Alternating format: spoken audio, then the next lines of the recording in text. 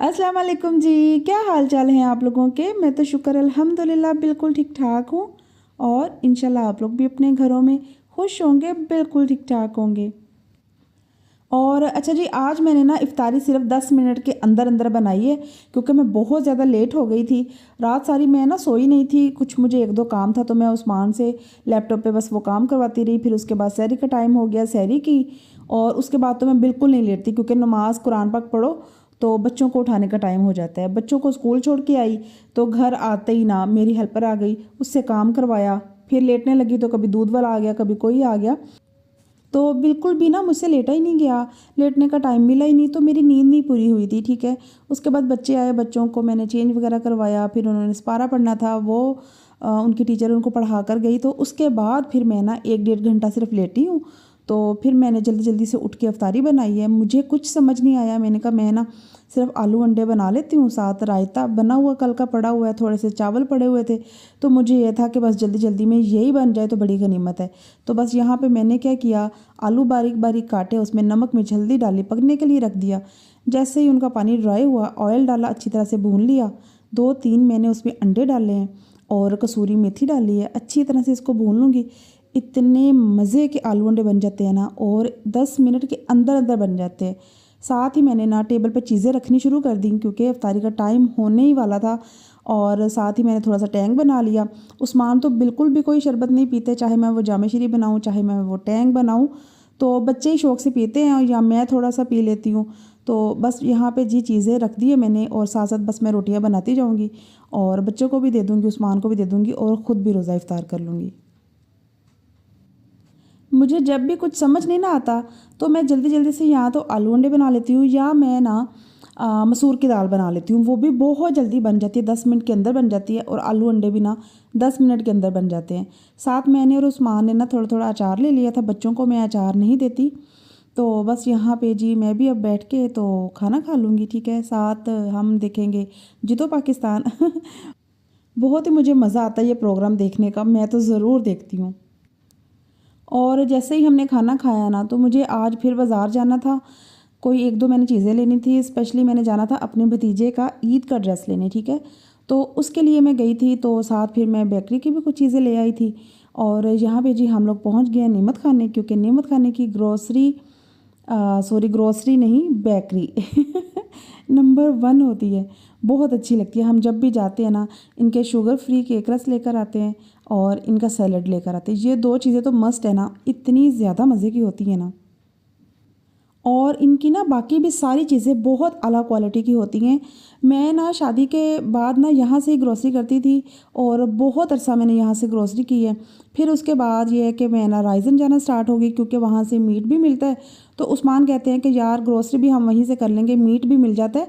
तो मुझे ना स्पेशल मीट के लिए अलग नहीं जाना पड़ता। तो फिर इसलिए ना हम लोग चले जाते हैं अब राइज़न।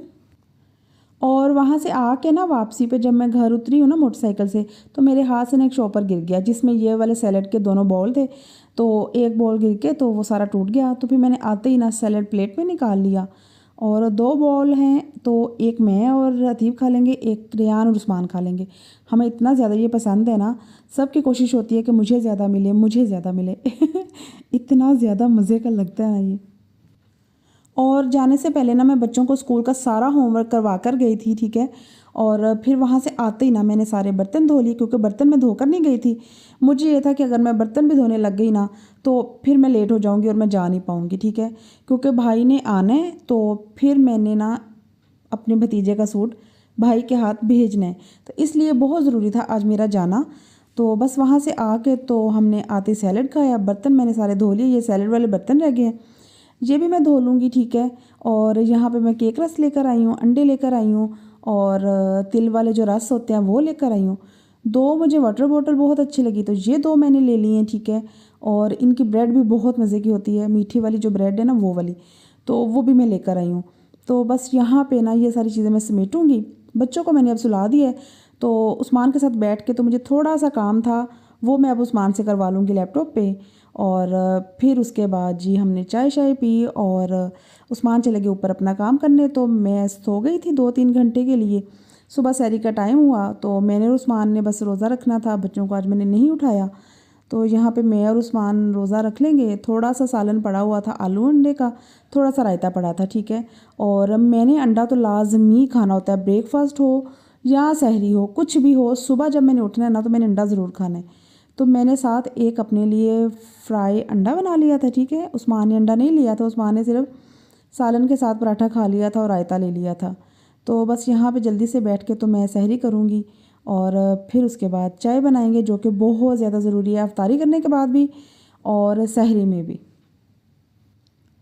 और इस दफ़ा तो रमज़ान इतने ठंडे मौसम में आया है ना, आज माशाल्लाह से 18 रोज़े गुजर गए हैं।